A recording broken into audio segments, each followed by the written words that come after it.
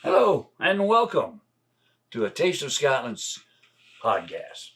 I'm your host, Jim Gordon, and we've got a few things I want to talk about here today about our events coming up in Franklin. And then we're going to take a little break and play some nice pipe music, and then I'll come back and have a wee bit of a story for you. But first off, coming up April 23rd, which is coming up Saturday, we're going to have our gathering. Our membership gathering. We will be at the Big Bear Pavilion, which is on the Greenway in Franklin, North Carolina, right by the river there, by the bridge. Come on down and check us out. We'll have some live music. Norma Jean and I will be playing a little bit, and we'll also be doing some tartan searches. If you want to come down and say, well, what clan am I with and what's our tartan, we'll have some experts there to help you along with that. And also we'll be encouraging everybody to join up and join us. We've got our big festival. I want to talk a little bit about the festival coming up. It's on June 18th. We are at the Macon County Fairgrounds out there on the Georgia Road in Franklin, North Carolina. We are going to have all kinds of fun stuff for you. I told you last week about a little bit about Tuatha. They're going to be our headliner band. They're out of Gatlinburg, a great band. Jacobites by name.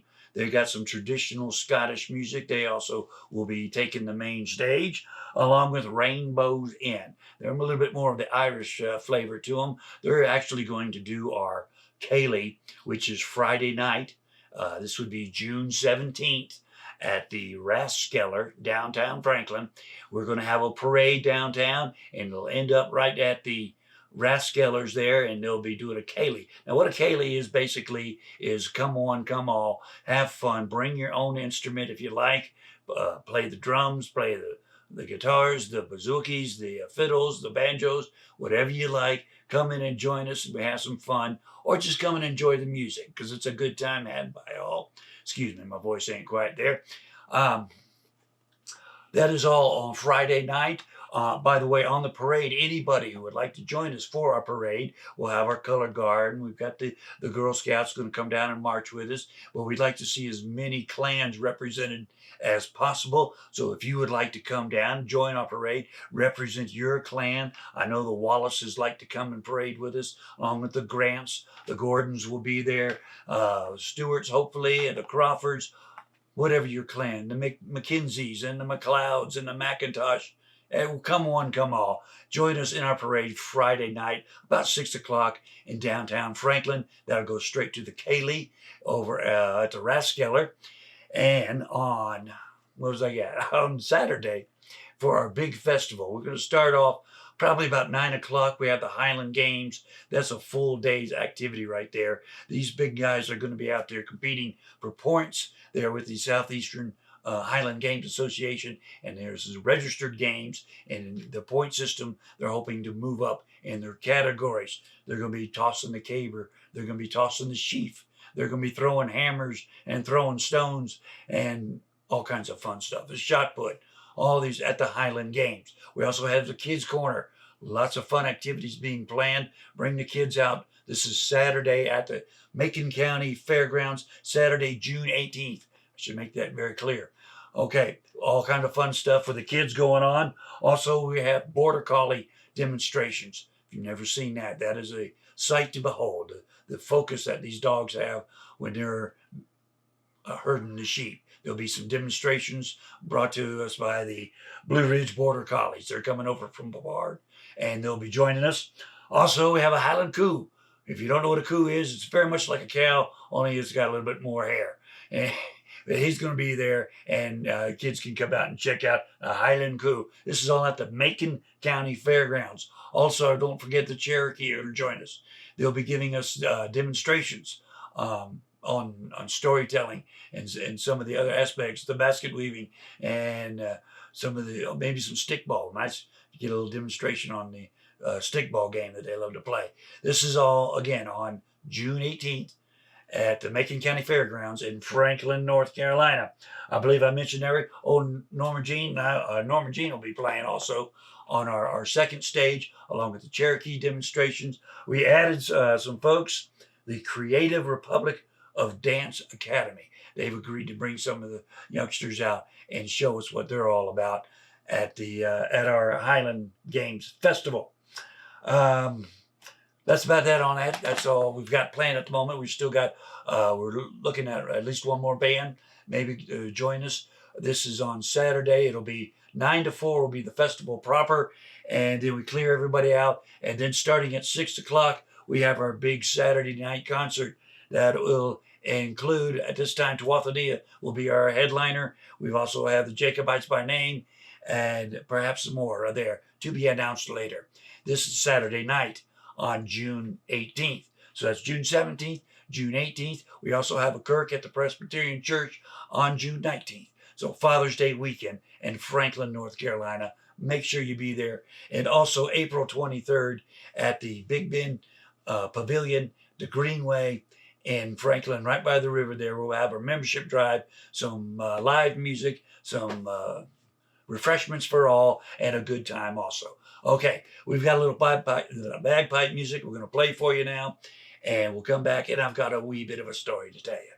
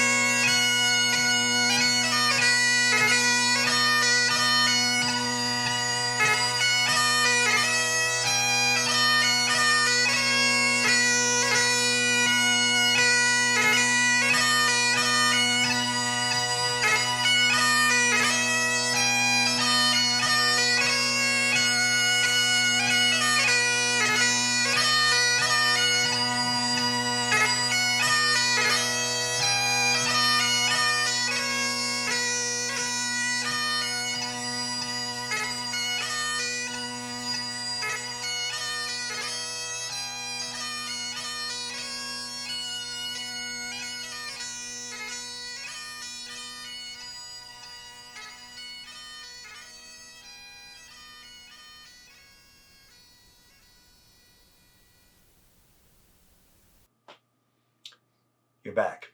Welcome back. I'd like to take time to tell you a wee bit of a story here. Now, you may know or may not know that April is in the U.S. is known as Scottish Heritage Month. There's many reasons for that. We talked last time about the Declaration of Arbroath, which was on April 6th, which is also known as Tartan Day here in the U.S. Today, I would like to talk about another major event in Scottish history that took place April 16th, 1746. You may know I'm referring to the Battle of Culloden. Now, Culloden, for a lot of people, was the end of the Highland way of life, the Scottish culture. Personally, I feel that started back in 1692 with the massacre of Glen Cove. Was kind of the end of the Highland way of life. We'll get into that more on another video. But the Culloden was basically the end. The whole war was over who would be the king of England and Scotland. At this point in history, they had been joined by James V, who became, James VI, who also became James I of England. They went through a few generations, and the English Parliament decided that they know after 1707, when Queen Anne, who was the last Stuart monarch, passed away. They didn't uh, want a Catholic ruler of a Protestant country. So they decided that they made a law that you had to be Protestant to be the ruler, monarch. So they got William and Mary, Mary was a descendant of James V, granddaughter of some sort, and William was her husband, William of Orange. He was a duke, I believe, of a German province, and they asked him to be the King of England. So that was the Glorious Revolution, and there wasn't any battle at that time. A lot of folks didn't go along with that. They thought that the Stuarts should still be the king. So they first, back in the 1680s, tried to bring back who they called the Old Pretender, who would have been James the Seventh or the Second of England's son, as to be James the Third of England. He was the Old Pretender. There were many battles fought, and they couldn't get it done. The Hanoverians had the upper hand through the whole time. The Hanoverians, of course, was William and Mary's family name. They were the loyalists, the royalists. They were called Hanoverians. They're the ones that wore the red coats in the Outlander series. They did it first, and then it was in 1745 that Prince Charlie, who would have been the next generation, he wanted to try to get his father, James, the Old Pretender, reinstated as king. He was called the Young Pretender. And he came ashore and raised a good bit of following. They made it, in fact, almost to London. They went all the way down to Durham, down in the southern part of England with their raids, but they didn't get the support from the English Jacobites, or those who follow James, is what a Jacobite is, to really make it work. So they turned around, and at that point, it was kind of they fled all the way back up into Scotland, into the north part of Scotland. Now, the commander of the loyalist troops was a fellow known as the Cumberland. He was the Duke William Augustus, Duke of Cumberland. He was the son of the current king. I believe it was George by this time. William had passed on. And he really was not that he was a ruthless general or military man, but he was thorough, and he really had no empathy for anyone else but himself, pretty much. So, anyways, he got him on the run. He's got the Jacobites on the run, and they go all the way back up. This in the field of Culloden is just outside of Inverness, which is pretty far into the north part of Scotland. The Hanoverians, actually, it was his birthday on the 15th, the Cumberland's birthday. So they had been celebrating his birthday. They were probably 15 miles away at this point, the night before. And Lord George Murray, who was the Jacobite commander, one of many, along with Bonnie Prince Charlie, who was there, Charles Stuart, they decided, well, let's take the offensive. So although his men were tired, they had not been properly fed for many days and had been on the run, they said, let's take the offensive. We know they're celebrating the Duke's birthday. So they decided to go march, a surprise attack on them. And they didn't get it together till probably 9 o'clock that night on the 15th. And they marched all through the night. By sunrise, they're still a good 5-6 miles out. They're not going to make it. They're not going to surprise anybody. So they decide to march back. So that's how they spent the night before, marching up and marching back. Meanwhile, the Hanoverians were very relaxed. They had partied all night and slept in and had a good breakfast and were taking their time on the march because they knew that the Jacobites were going to be waiting for them. Now, why they chose the field of Culloden, no one's really sure. The commander, Lord Murray, has said it's a death trap. the Highland way of fighting. This was, by the way, the last pitched battle in English soil to this date. The was the Highland Charge, which had worked very well for them. It scares people when you got a bunch of crazy Highlanders just charging at you and screaming and yelling with their swords drawn. But the Hanoverians, the Loyalists, had figured out how to take care of that. I'll get to in a second. And one thing I wanted to mention, this was not necessarily a battle for Scotland against England or even Protestant against Catholic. There were Jacobites on both sides. There were loyalists to the crown on both sides.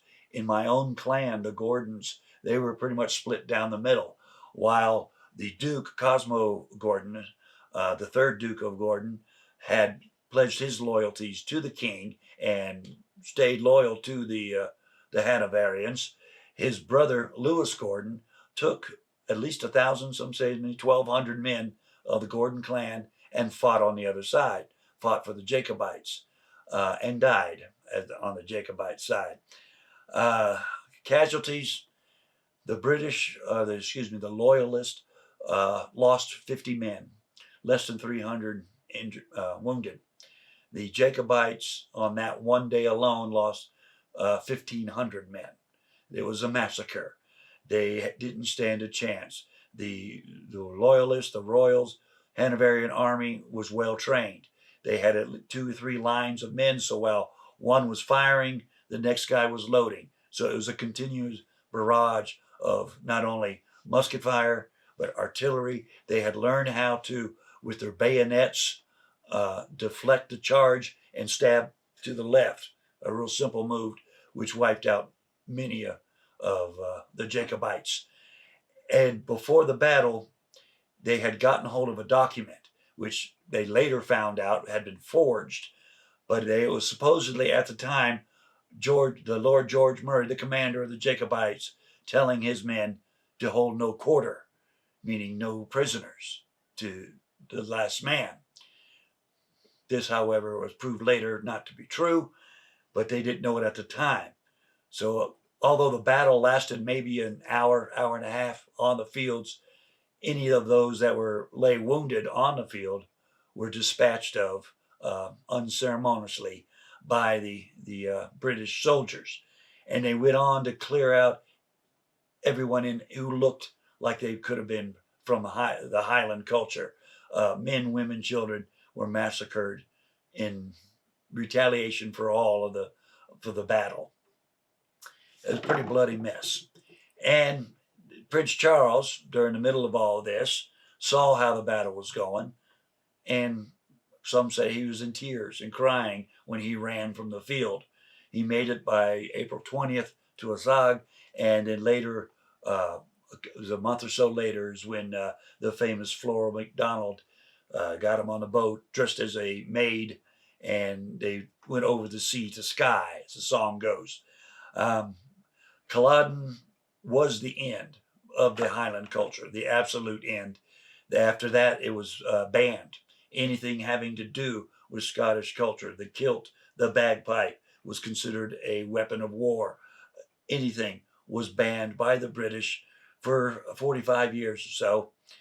And pretty sad that we almost lost it all. But it has been brought back in later years, which we will get to at another time. So thank you for watching and listening, and we'll see you next time.